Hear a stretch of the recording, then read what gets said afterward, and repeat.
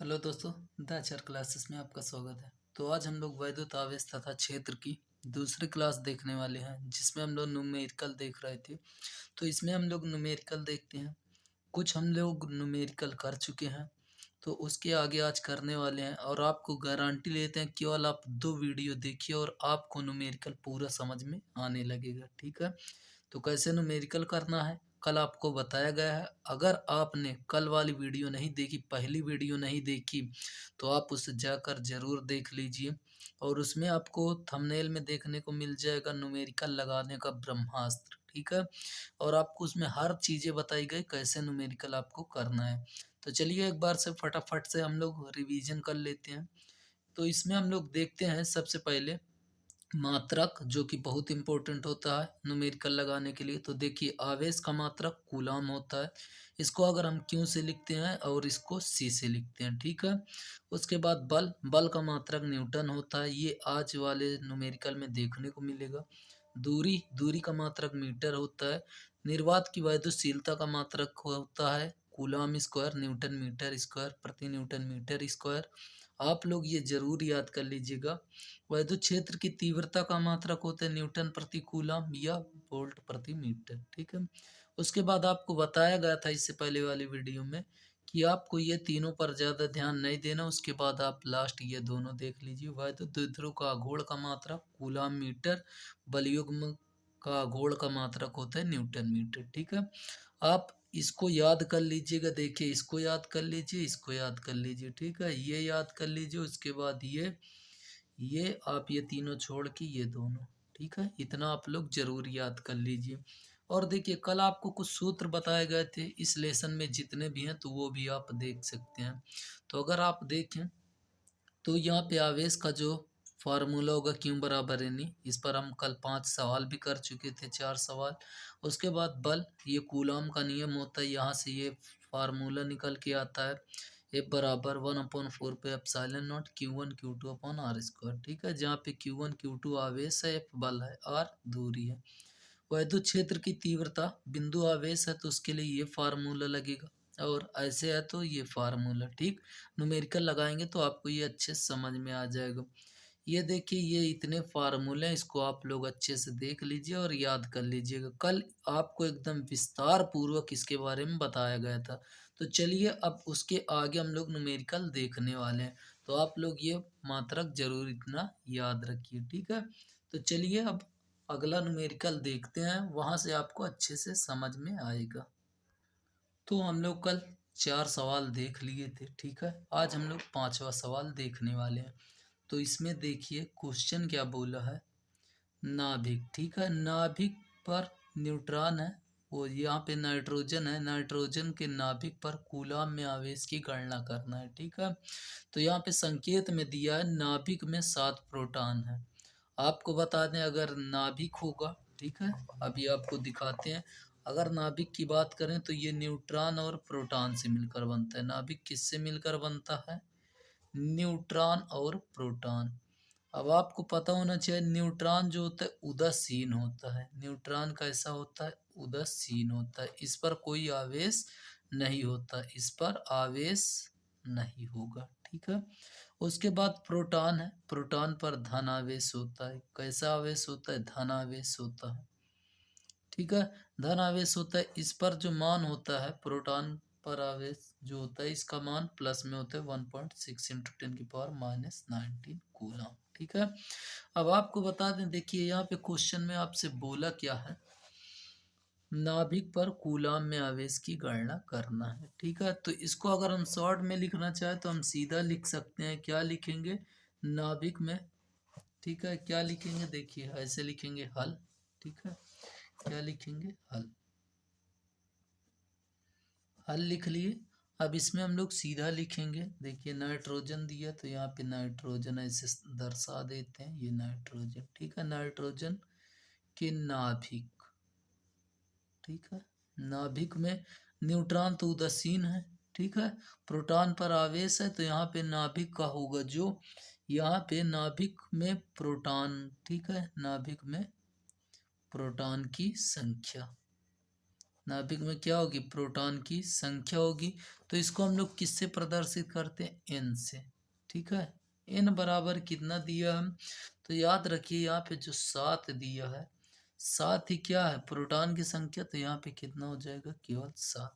अगर इसकी आप हिंदी लिखना चाहते हैं तो आप हिंदी लिख लीजिए, लेकिन काफ़ी लंबा हो जाएगा इसलिए नहीं बता। बाकी देख सकते हैं ये अगर नाभिक बना हुआ, नाभिक में न्यूट्रॉन और प्रोटॉन होते हैं। क्या होते हैं, न्यूट्रॉन और प्रोटॉन। तो नाइट्रोजन के नाभिक में 7 प्रोटॉन एवं 7 न्यूट्रॉन होंगे। ठीक है, न्यूट्रॉन एक उदासीन होगा। न्यूट्रॉन कैसा होगा, उदासीन कण है। अतः नाभिक पर जो, ठीक है, नाभिक होगा, नाभिक पर केवल धनावेश प्रोटॉन होंगे। कैसे होंगे, धनावेश प्रोटॉन होंगे। तो नाभिक में प्रोटॉन की संख्या क्या मान लेते हैं, माने नहीं है, यहाँ पे दिया है तो कितना है, 7 है। ठीक है, 7 न्यूट्रॉन होंगे और प्रोटॉन होंगे। और न्यूट्रॉन कैसा होता है, उदासीन, तो इसलिए न्यूट्रॉन का कुछ नहीं, प्रोटॉन का मान। ठीक है, अब देखिए आपसे पूछा क्या है क्वेश्चन में, नाभिक पर कूलाम में आवेश की गणना करना है। ठीक है, तो आपसे पूछा क्या, आवेश, क्या पूछा है, वैद्युत आवेश। आवेश क्यों बराबर जो फार्मूला होता है। ठीक है, आवेश आपसे क्वेश्चन मार्क। और आपको पता है इलेक्ट्रॉन का आवेश कितना होता है, इलेक्ट्रॉन का आवेश, इसको ई से ही प्रदर्शित करते हैं। ठीक है, तो यहाँ पे इसका मान होता है 1.6 इंटू 10⁻⁻19 कूलम। पूछा क्या है, आवेश, तो आपको पता है क्यू बराबर एन ई। अगर आपको ये फार्मूला नहीं पता तो ये फार्मूला याद रखिए। ठीक है, और इस पर कल कई न्यूमेरिकल, 4 न्यूमेरिकल बताए गए। तो ये हम लोग देख रहे हैं 5वां न्यूमेरिकल। कौन सा, 5वां न्यूमेरिकल। ठीक है, तो आप इसको देखते चलिए। अब यहाँ पे बस कुछ नहीं, मान रख दीजिए। क्यों, एन का मान देखिए कितना है, 7, और इसका मान कितना है, ई का 1.6 इंटू 10⁻⁻19 कूलम। अब अगर पहाड़ा पढ़े, देखिए गुणा करें, 16 सती कितना होता है, 112। ठीक है, तो यहाँ पे इसका जो आंसर आने वाला है 112 गुणे 10⁻⁻19 कूलम। ठीक है, अब देखिए यहाँ पे ये धनावेशित होगा। कैसे होगा, धनावेश होगा। क्यों धनावेश होगा, क्योंकि प्रोटॉन पर कैसा आवेश होता है, धनावेश। ठीक है, तो ये इसका आंसर आ जाएगा।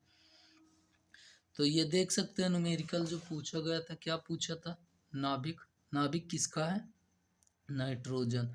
तो नाइट्रोजन के नाभिक में 7 न्यूट्रॉन और 7 प्रोटॉन। अब न्यूट्रॉन देखिए उदासीन होने की वजह से न्यूट्रॉन ने प्रोटॉन पर आवेश। ठीक, उसके बाद आवेश आपसे पूछा था, देखिए क्या पूछे, आवेश, तो आवेश, उसके बाद इलेक्ट्रॉन पर आवेश, आपको ये मालूम है। तो इसका ये आंसर देख सकते हैं कितना आया है, ये इसका आंसर है। ठीक है, अब चलिए देखिए अगला क्वेश्चन, देखिए आपको और अच्छे समझ में आएगा। यदि किसी आवेशित चालक पर 1500 इलेक्ट्रॉनों की अधिकता है, तो इसके लिए आपको बता दें पहले, देखिए कुछ चीजें आप देख लीजिए। क्या है, ये देख लीजिए, आवेश का मात्रक क्या होता है, कूलाम, ये याद रखिए। इसको क्यों से प्रदर्शित करते हैं, इसको सी से। अब इसको आपको याद करने के लिए हम बता रहे हैं, इलेक्ट्रॉनों की कमी या अधिकता आपको दी जाए क्वेश्चन में, तो वो इलेक्ट्रॉनों की संख्या होगी। ठीक है, इलेक्ट्रॉनों की कमी या अधिकता दी होगी तो यह क्या होगी, इलेक्ट्रॉन की संख्या होगी। ठीक है, ये बात आप याद रखिएगा। अब देखिए आपसे क्या दिया है, यदि किसी आवेशित चालक पर, आपको बताया गया था कि जैसे ही संख्या मिले आप तुरंत रुक जाइए। ठीक है, संख्या मिली, संख्या के बाद तुरंत आप देखेंगे मात्रक। ठीक है, तो इलेक्ट्रॉनों की अधिकता, अधिकता या कमी होगी तो इलेक्ट्रॉनों की संख्या, जैसे कि अभी आपने देखा। तो आप यहाँ पे सीधा लिखिए क्वेश्चन नंबर ये 6वां। कौन सा, क्वेश्चन नंबर 6। तो क्या दिया देखिए आप लोग, यदि किसी आवेशित चालक पर 1500, ठीक है, 1500 इलेक्ट्रॉनों की कमी, तो हम सीधा लिखते हैं इलेक्ट्रॉनों की संख्या बराबर इलेक्ट्रॉनों की संख्या n बराबर, देखिए क्वेश्चन में कितना दिया, n बराबर 1500 इलेक्ट्रॉन। ठीक है, 1500 ये इलेक्ट्रॉन हो गए। ठीक है, अब आपसे क्वेश्चन में पूछा क्या है, इलेक्ट्रॉनों की अधिकता है तो उस चालक पर उपस्थित आवेश की प्रकृति। ठीक है, आपसे पूछा क्या, आवेश की प्रकृति, मतलब वैद्युत आवेश पूछा है क्वेश्चन में। क्या पूछा है, वैद्युत आवेश क्यू बराबर क्वेश्चन मार्क।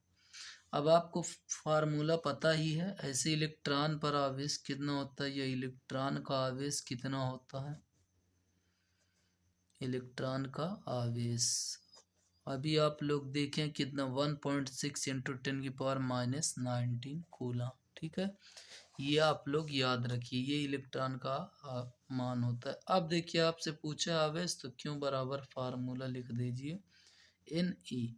अब देखिए यहाँ पे एन का मान देखिए 1500 दिया है।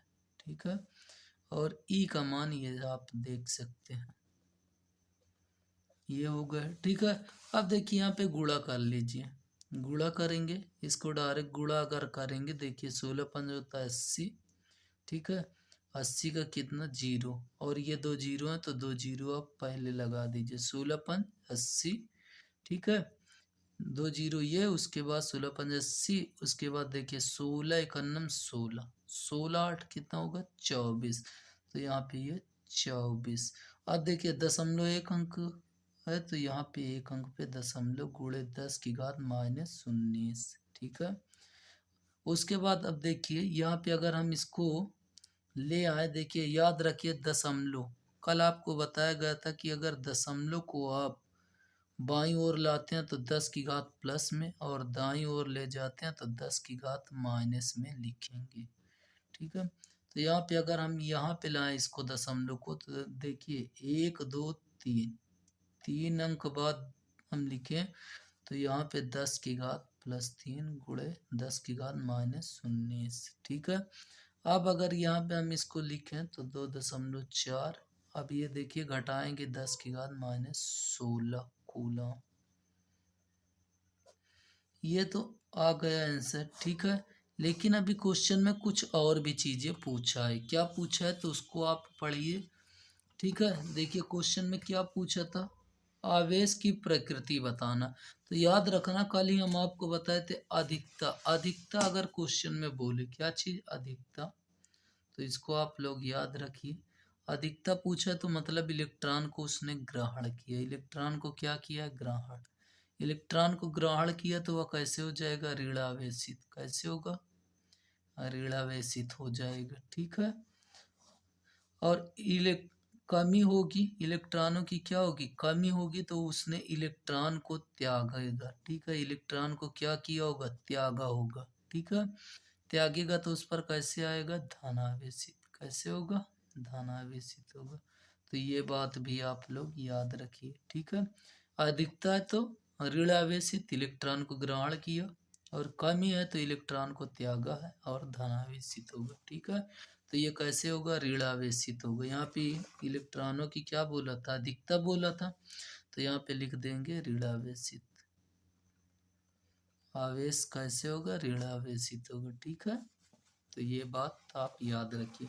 अब देखिए अगला क्वेश्चन क्या बोला, एक चालक पर 500 इलेक्ट्रॉनों की कमी, फिर इलेक्ट्रॉनों की कमी बोला, तो याद रखिए जैसे संख्या मिले आपको रुकना होगा। ठीक है, तो देखिए याद रखिए इलेक्ट्रॉनों की कमी बोले या अधिकता, तो क्या होगी इलेक्ट्रॉनों की संख्या, इसको कैसे प्रदर्शित करते हैं एन से।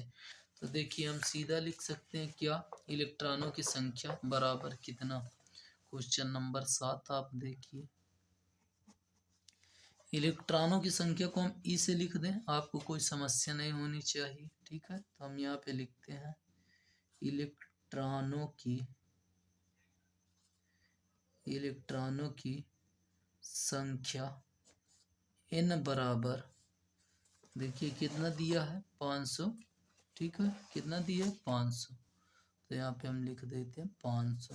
ठीक है, इस पर आवेश की मात्रा तथा प्रकृति। अब देखिए 500 इलेक्ट्रॉनों की कमी बोला है, तो हमें यहीं से ये पता चल गया, आवेश पूछा तो आवेश क्यों बराबर क्वेश्चन मार्क।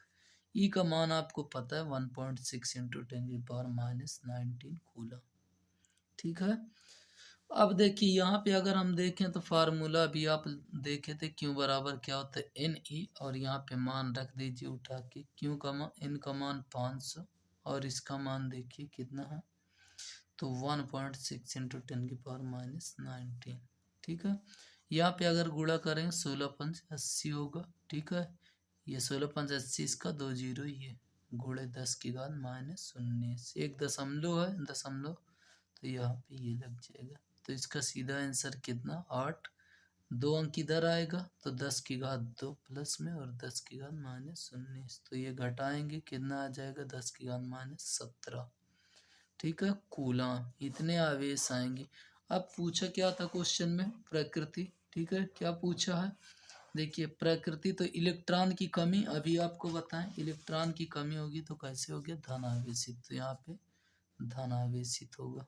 कैसे होगा, धन आवेशित, ये इसका क्या है, आंसर है। ठीक है, तो ये समझ में आया। अब आपको बता दें, देखिए कल वाली वीडियो में बहुत अच्छे से हर चीज़ें आपको एक एक चीज़ें एक्सप्लेन करी गई है।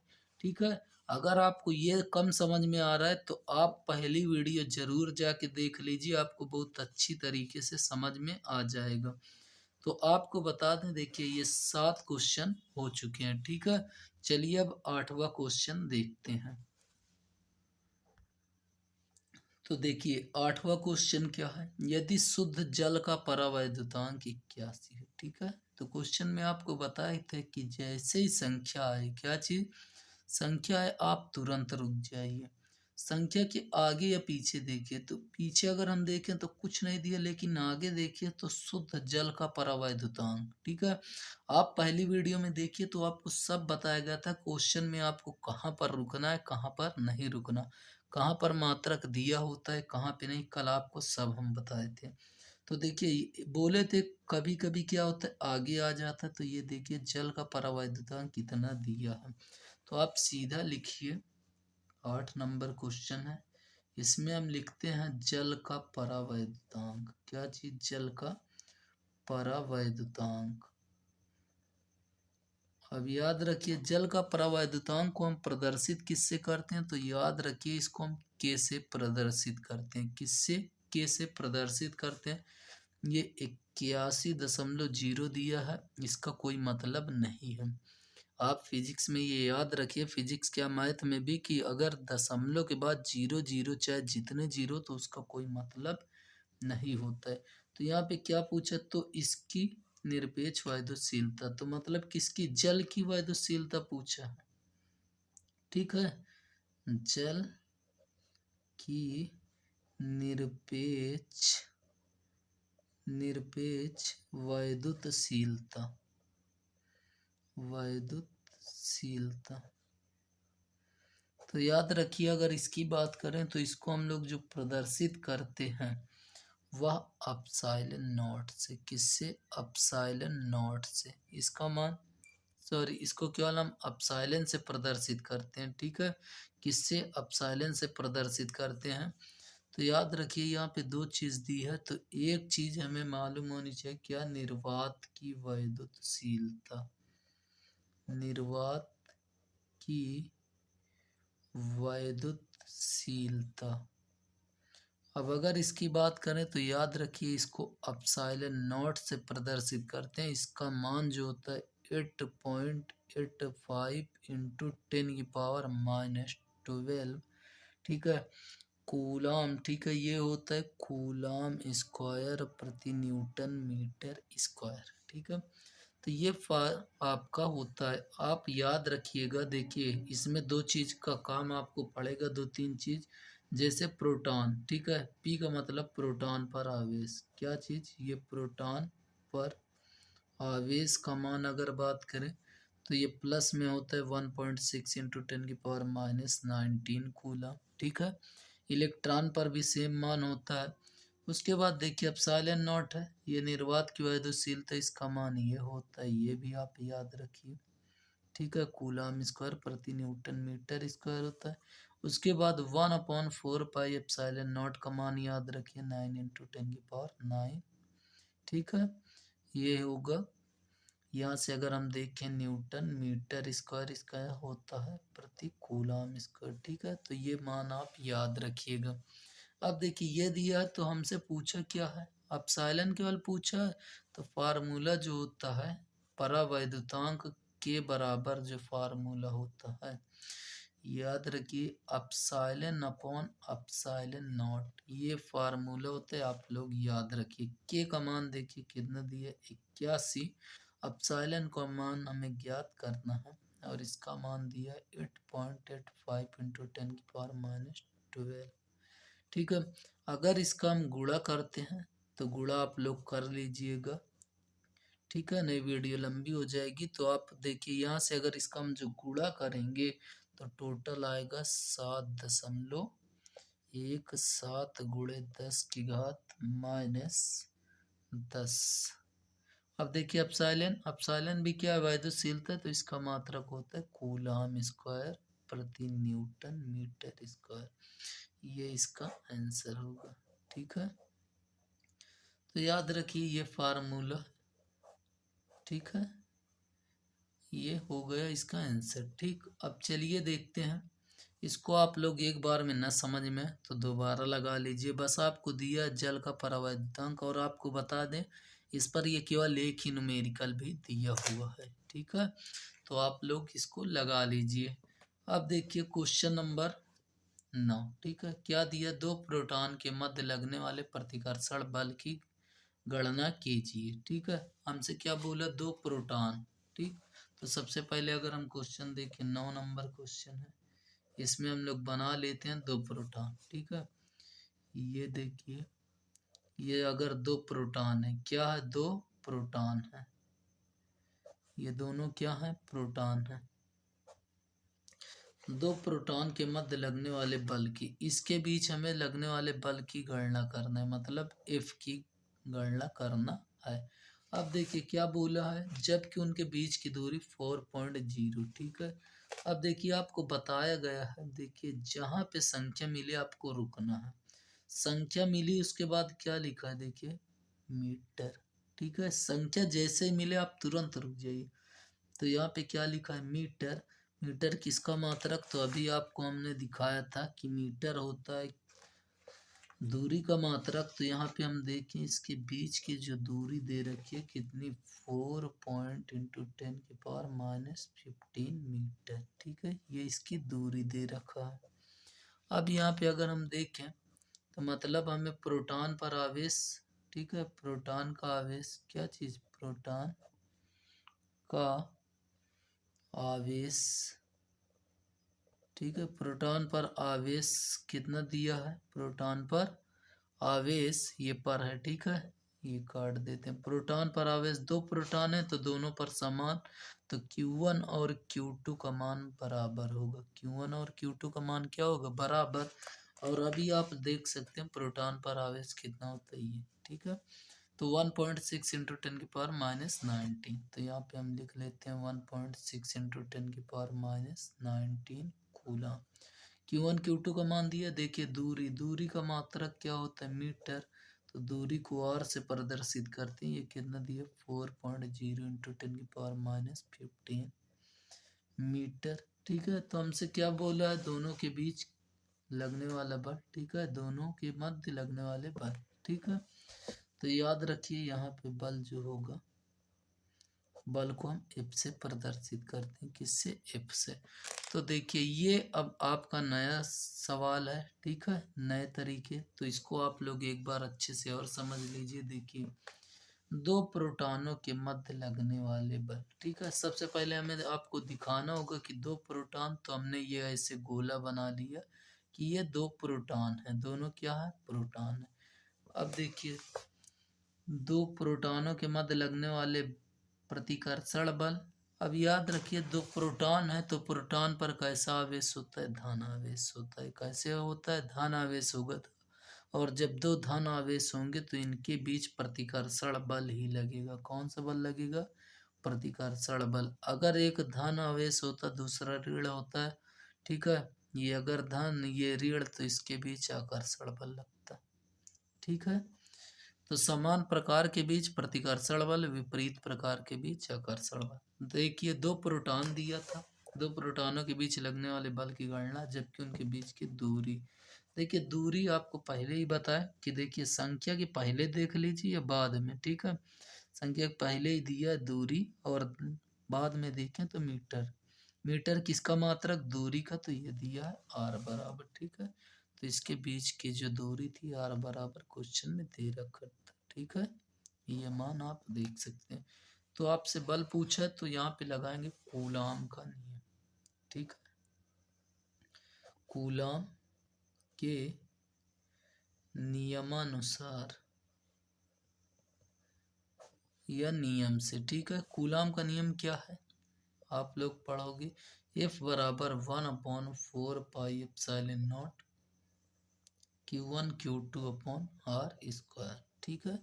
ये फार्मूला होता है। अब देखिए अगर आपको नहीं पता इसका मान तो याद रखिए 1/4 पाई एप्सिलॉन नॉट का मान होता है 9 × 10⁹ 9, ठीक है। तो ये आप लोग याद रखिए, इसका मात्रक न्यूटन मीटर स्क्वायर पर कूलम, ये मान होता है, याद रखिए। ये कई जगह भी अप्लाई होगा, ठीक है।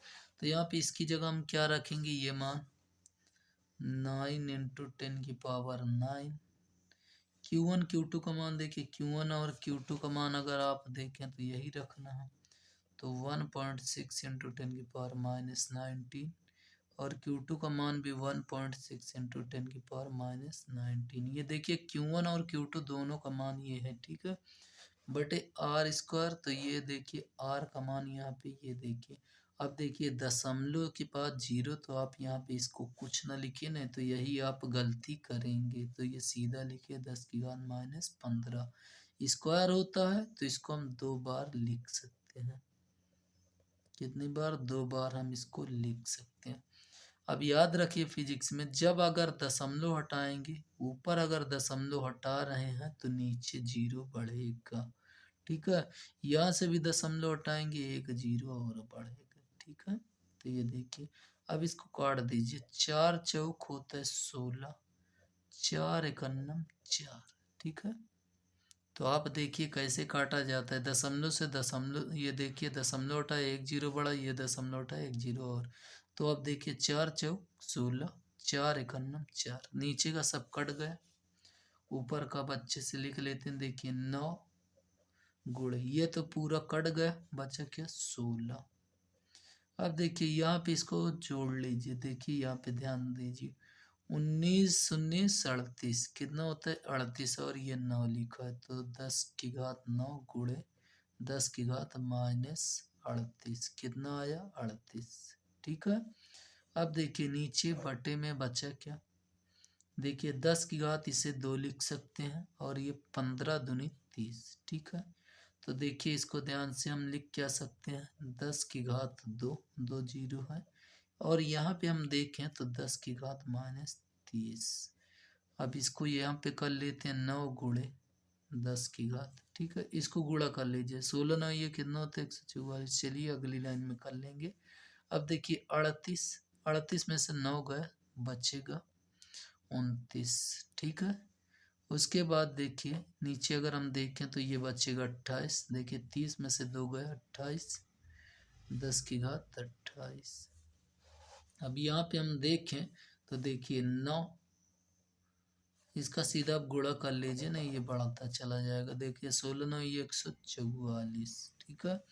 अब देखिए 10 की घात -29, और ये देखिए ऊपर जाएगा तो घात प्लस में हो जाएगी, 10 की घात 28। याद रखिए जब घात ऊपर नीचे होती है तो चिन्ह बदल जाता है। तो यहाँ पे अगर हम देखें तो ये देखिए 29 में से 28 जाएगा, कितना बचेगा 1, 10 की घात कितना -1। अब अभी आपको पता है कि दशमलव को अगर बाईं ओर लाते हैं तो घात प्लस में हो जाती है। तो इसको अगर हम लाएं यहाँ पे तो 14.4 गुणे 10 की घात, अब एक अंक यहाँ से यहाँ लाए तो ये प्लस में, और ये 10 की घात -1। तो ये आपस में क्या हो जाएगा, कैंसिल हो जाएगा। तो इसका आंसर जो आएगा 14.4 बल है। तो इसका मात्रक न्यूटन, ठीक है। आपसे क्या पूछा था, प्रोटॉन, तो प्रोटॉनों के बीच प्रतिकर्षण बल लगेगा। कौन सा बल लगेगा, प्रतिकर्षण बल। यही इसका क्या होगा आंसर, ठीक है। चलिए एक बार मिला लेते हैं आंसर इसका। तो ये देख सकते हैं आप आंसर 14.4 न्यूटन, और यहाँ पे भी आप देख सकते हैं 14.4 न्यूटन, ठीक है। तो आप लोग इसको लगा लीजिए। उम्मीद करते हैं ये समझ में आ गया होगा अच्छे से। अब चलिए देखते हैं अगला सवाल देखते हैं, ठीक है। अब चलिए अगला सवाल देखते हैं। तो देखिए अगला सवाल क्या दिया है। एक यूरेनियम, ये क्या है, यूरेनियम है, जिसका परमाणु क्रमांक यहाँ पे अगर हम देखें 92 और ये द्रव्यमान संख्या 238, ठीक है। यूरेनियम है, परमाणु अल्फा कण उत्सर्जित करता है। कोई यूरेनियम है जो क्या करता है, अल्फा कण उत्सर्जित करता है। यदि किसी क्षण अल्फा कण विघटित परमाणु के केंद्र से 9×10⁻15 मीटर की दूरी पर हो, ठीक है, तो अल्फा कण पर कितना बल कार्यरत होगा। ठीक है, आपको ये क्वेश्चन बहुत अच्छे समझना होगा तभी आप कर पाएंगे। आपको तो ऐसे बताए थे संख्या है तो आप रुक जाइए, ठीक है, लेकिन यहाँ पे संख्या नहीं, ये बोला है अलग ही टाइप है, ठीक है। तो यूरेनियम बोला, यूरेनियम के परमाणु से अल्फा कण उत्सर्जित होते हैं। तो याद रखिए अल्फा कण का आवेश आपको पहले पता होना चाहिए। तो यहाँ पे इसने संकेत में बताया भी है, उत्सर्जित अल्फा कण पर आवेश 2e है। कितना 2e है। अतः विघटित परमाणु के केंद्र पर 92 इलेक्ट्रॉन से घटकर 90 इलेक्ट्रॉन रह जाएगा। अब इसको आप लोग समझिएगा, ये अगर एक यूरेनियम है, क्या ये यूरेनियम, इसको हम मान लेते हैं यूरेनियम है, ठीक है, 92238, ये कोई यूरेनियम है, ठीक है। यूरेनियम के परमाणु अल्फा कण उत्सर्जित करते हैं। ये जो होगा अल्फा कण उत्सर्जित करेगा, क्या करेगा, अल्फा कण उत्सर्जित करता है। यदि किसी क्षण अल्फा कण विघटित परमाणु के केंद्र, विघटित परमाणु मतलब ये जो परमाणु है विघटित होकर केंद्र से कितनी दूरी पर, ये अगर इसका केंद्र है तो यहाँ से ये कुछ दूरी पर 9×10⁻15 मीटर की दूरी पर हो, ठीक है। तो अल्फा कण पर बल, मतलब यहीं पे आपसे क्या पूछा, बल, ठीक है। तो ये क्षेत्र आपको उतना समझने की जरूरत नहीं, लेकिन ये आप समझिए कि उत्सर्जित अल्फा कण पर आवेश कितना 2e। तो आप सीधा लिखेंगे अल्फा कण का आवेश, अल्फा कण का आवेश जो होता है ये क्यों बराबर, अगर हम बात कर लें Q1 इसको मान लें तो ये कितना होता है 2e। क्वेश्चन में बोल भी रखा है यहाँ पे संकेत में। और आपको बता दें अल्फा कण का आवेश अगर आप देखना चाहें तो आप जैसे न्यूमेरिकल लगाना शुरू करते हैं तो आपको कुछ वैल्यू दी होती है। तो यहाँ पे आप देखिए दिया है अल्फा कण का आवेश, ठीक है, अल्फा कण का आवेश इतना होता है, ठीक है। तो अब देखिए यहाँ पे अगर हम गुणा कर दें तो देखिए यहाँ पे गुणा कर दें तो ये बताए 2 तो है ही, ई का मान आपको पता है 1.6 × 10⁻19 होता है। अब ये बताइए आप ही, जब अगर इसका गुणा कर दिया जाएगा तो ये बताए 3.2 आ जाएगा, ठीक है, इतने कूलम, ठीक। Q1 का मान दे रखा है। अब देखिए क्वेश्चन में बोला क्या है कि यदि किसी क्षण अल्फा कण विघटित परमाणु के केंद्र से इतने मीटर की दूरी पर, तो अल्फा कण पर, अब देखिए जब विघटित परमाणु के केंद्र पर, ठीक है, आवेश 92 से घटकर कितना हो जाएगा। तो देखिए अब याद रखिए उत्सर्जन के पश्चात ये आप सीधा लिख सकते हैं Q2, ठीक है। तो आप लिखिए यूरेनियम 92238, ठीक है, 92238 नाभिक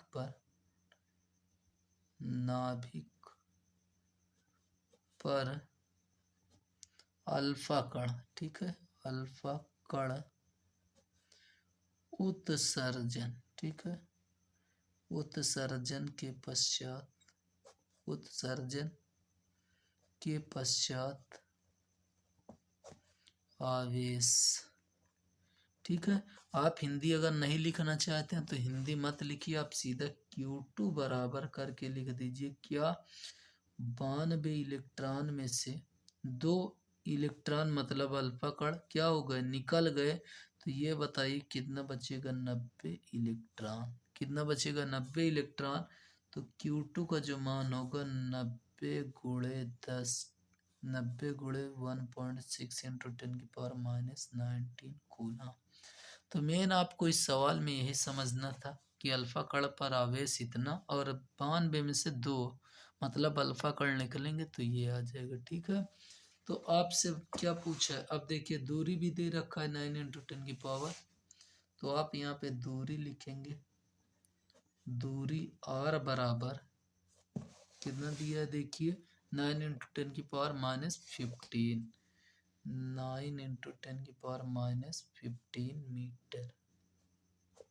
ठीक, तो अब आपको जब Q1 Q2 का मान दिया है, R का मान दिया, तो आप सीधा कूलाम का नियम लगा दीजिए। कूलाम के नियम से, कूलाम का नियम क्या है आपको पता है, F बराबर जो फार्मूला होता है 1/4πε0 Q1 Q2/r²। ठीक है, तो यहाँ पे अगर हम देखें तो F, इसका मान अभी आप लोग को पता चल गया क्या होता है 1/4πε0 का मान, तो याद रखिए 9 × 10⁻9 होता है, मात्रक होता है कूलाम स्क्वायर न्यूटन, यहाँ पे न्यूटन मीटर स्क्वायर पर कूलाम स्क्वायर। ठीक है, ये मात्रक, तो इसका मान हम सीधा रखेंगे 9 × 10⁻9 होता है। उसके बाद Q1 का मान अगर हम देखें 3 पॉइंट क्या है, ये देखिए Q1 का मान देखिए 3.2 × 10⁻19। उसके बाद Q2 का मान अगर आप देखें तो कितना दिया है 90, ये 1.6 और ये हो गया। उसके बाद r² का मान आप देखिए क्या दिया है, r का मान 9 × 10⁻⁻, ये ठीक है, स्क्वायर दिया तो इसलिए 2 बार। ठीक है, अब देखिए इसको एकदम आसानी तरीके से काटते कैसे, मेन यही होता है। तो आपको देखिए दिक्कत ना हो, देखिए ये 9 दिख रहा है, 9 कैंसिल। ठीक है, यहाँ से अगर आप इसको देखें, ये दशमलव हटाएं, नीचे एक 0 बढ़ाएं। ठीक है, ये दशमलव हटाएं, एक 0 और आप बढ़ा सकते हैं इसे। ठीक, अब देखिए यहाँ पे अगर आप देखें तो ये 0 से 0 काट दीजिए। ठीक है, 0 से 0, अब 9 से 9। ठीक है, जितना कट रहा था हमने काट दिया, नीचे अब कुछ भी वैसे नहीं बचा है। तो आप अगर देखें तो ये देखिए कितना लिखा है 32 और ये 16 बचे, कितना 32, ये 32 लिखा हुआ। ठीक है, और 16, 32 और 16। अब देखिए ये 19 दूनी 38, कितना हो जाएगा 19 दूनी 38 और ये 10 की घात 9। और नीचे आप देखें तो ये देखिए कितना हो गया 15 15 30, कितना हो गया 30 और ये एक 10 बचा तो ये 10। ठीक है, तो आप अगर यहाँ पे गुणा करें तो इसका आप ऐसे गुणा कर लीजिएगा। ठीक है, ये ऐसे आप गुणा कर लीजिए कि एक अंक का, बाकी ऐसे 16 दूनी 32 का 2 हासिल लगे 3, 16 3 48, 3 51, 512। ठीक है, तो ये दोनों का गुणा करेंगे तो 512। उसके बाद देखिए ये 38 में से 9 जाएगा, 38 में से अगर 9 गया तो ये बचेगा -29। अब देखिए यहाँ पे आप घटाएं तो ये 29 बचेगा और ये ऊपर जाएगा तो प्लस में, तो 10 की घात 29। ये प्लस और माइनस कैंसिल, तो आपका आ गया सीधा 512 बल का मात्रक होते न्यूटन, तो ये हो गया न्यूटन। ठीक है, तो उम्मीद करते हैं ये आपको अच्छे समझ में आया होगा। अगर आपको कुछ थोड़ा बहुत नहीं समझ में आया तो दोबारा आप देख लीजिए, और आप लोग हाँ ज़रूर पहली वीडियो ज़रूर देख लीजिए इसमें की, क्योंकि उसमें आपको हर बेसिक चीज़ बताया गया, कैसे आपको न्यूमेरिकल पढ़ना है, कैसे लगाना है। ठीक है, तो चलिए आज के लिए बस इतना ही, फिर मिलते हैं आपसे इसके अगले सवाल के साथ। तब तक के लिए दोस्तों जय हिंद जय भारत।